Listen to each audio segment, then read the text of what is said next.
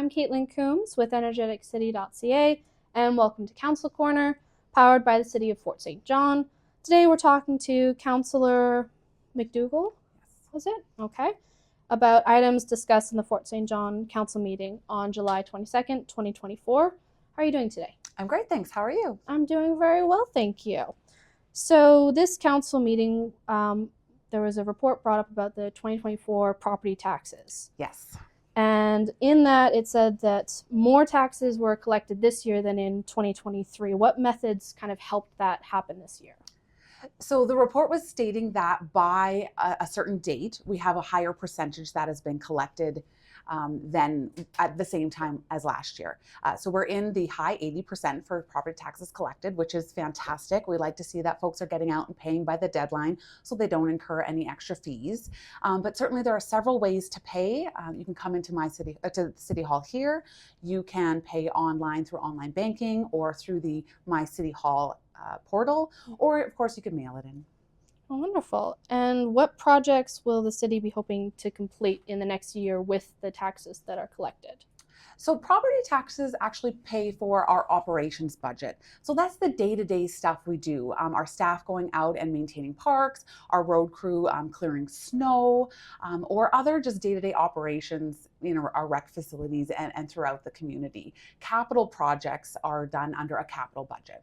Okay, so those funds are kept separate. Yeah, those are separate. So the capital projects are typically funded by the Peace River Agreement, maybe grants from the federal or provincial government, or even if it's, say, infrastructure for sewer and water, that's through the funds we collect for sewer and water fees. Okay, that makes sense. And you also had an administration report for Project Works with the shop. Is that correct? Yes, our public works building. Okay. And that recommendation was that the council rejected the tender submissions. Yes. What are kind of the next steps of that now that you've rejected all the submissions for that? Yeah, so unfortunately, we had put a line item in our budget for that work, and all the tenders came in significantly over budget. So when we're talking we need an extra $2 million, we can't just find that in other line items. So we need to kind of go back to the drawing board. Staff will look at the scope of the project. Is everything that's on our list a must do? And if it is, okay, let's look at the 2025 budget. How can we arrange the budget to pay for that project at the new higher price? And then it will come before council through the budgeting process next year. Okay, so that one's kind of left to the wayside for now. That money goes back in. Yes. All right, that's yes, unfortunate. and the money from this budget would typically then still be earmarked for the same project next year, so we have that additional funding for it. Oh, okay. And at the end, it was a very quiet meeting. There wasn't a lot of kind of stuff inside it. Yep. And at the end, you moved to a closed council meeting. Yes. And how often do those council meetings occur? So closed meetings, whether it's committee of a whole or regular, really happen on an as-needed basis. If I were to guess, I'd say possibly every other meeting we move to closed. Okay. And any other council meeting would just end and everyone goes home at the same time? Yep. Okay. And what type of topics would be needed for a closed council meeting to occur?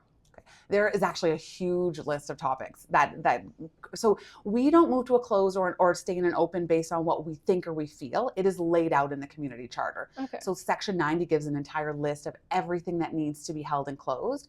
So some examples of that would be litigation or negotiations, things like negotiations with staff or unions on wages and such, or if we're going to purchase a property, we want to hold that in closed so that anything that we discuss wouldn't hurt or change the negotiations in public. Okay. And you also had a resolution for a community homelessness committee that came up from Councillor Boland. Yes. And so the formation has been approved and you're going to be forming the terms of reference. You're on that committee, aren't you? Yes. Councillor Boland, Councillor Clausen, and myself will form that committee. Okay. And what does the process look like from here now that motion has been approved? The committee, you three have been approved for, what are the next steps before it comes to council again? Perfect. So we are already scheduling our date to sit down with some staff members to develop the terms of reference. So terms of reference, of course, being what the committee is about and what it's going to look like as it operates. So that needs to get in place really before you can start any work. That said, I know Councillor Kloss and Councillor Boland and myself are already kind of starting to do our research. What's going on out there? What's the landscape like within our province, within our country? What ideas can we get from others who've either succeeded or perhaps run into some barriers? And so that we can ensure that this committee is a very functional committee that does come to solutions. Oh, wonderful. All right, that was everything. Thank you very much for your Fantastic. time. Well, thank you so much for sitting with me today. Thank you. And that was Councillor Corner, powered by the City of Fort St. John. I'm Caitlin Coombs with Energeticcity.ca. We'll see you next time.